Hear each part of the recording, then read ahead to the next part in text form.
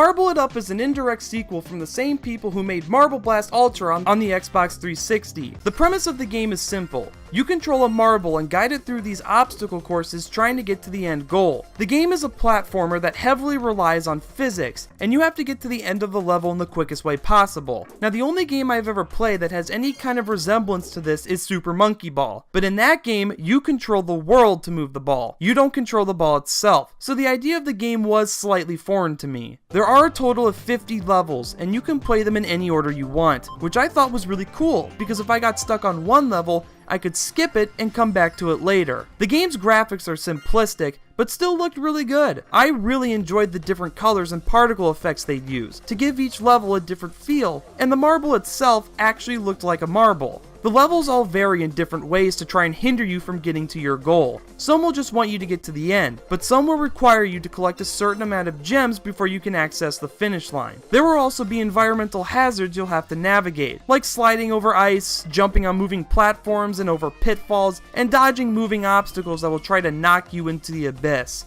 If you fall off a stage, it will set you back to your most recent checkpoint. You have unlimited lives, so it's not that big of a deal. To change up the action even more, there are power-ups that you can collect, such as speed boosts, a super jump, and even the ability to glide. My issue with the power-ups is that sometimes they seem to be placed in random locations where they really weren't all that helpful. It sort of depended on which level you were on. Sometimes the speed boost was pretty much mandatory, but then other times if I'd used it where it was given to me, I'd instantly be killed. When you get to the end of a level, it'll record how fast your time was by giving you a copper, silver, gold, or even diamond medal. There's also a scoreboard that shows the times from your friends and people around the world, and they can compare them to yours. Controlling the marble itself was a bit of a mixed bag. I like jumping around with it and bouncing off the walls, and since you can help build up speed by doing this, it made some of the more downhill levels even more fun to play. However, controlling where the marble is going in terms of turning felt kind of sluggish, and it's almost impossible to change directions when you're in the air. It's a bit irritating when you're trying to get through these levels as fast as you can, but then they throw in these slow platforming sections. It was really fun to do these levels when you're meant to breeze through them, and not go through them slowly. Since controlling the marble is a huge thing about this game, I feel like mentioning how stagnant the controls can be is pretty important.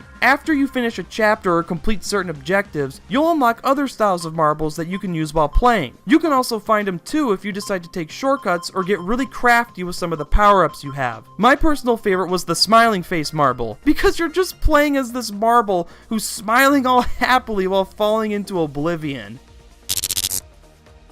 Marble It Up is a lot of fun, but my main problem with the game is its length. I got through all 50 levels in just under 2 hours, and while the Steam Workshop allows you to download other maps that people have created, I'm not sure if the Switch version has this option available. Other than besides trying to beat previous times and collecting more marbles, the game itself doesn't have a lot of replayability. I only found a few of the levels in this game fun to replay on their own. The game only costs $20, and I'm not sure if the price is really worth the amount of content that you're given. If you're looking for a game where you play as a marble, then this would be perfect for you. But in all seriousness, if you're a person who likes these time trial-like games, or something that has a good reliance on physics, then yes, I can recommend it. I give Marble It Up a 7 out of 10.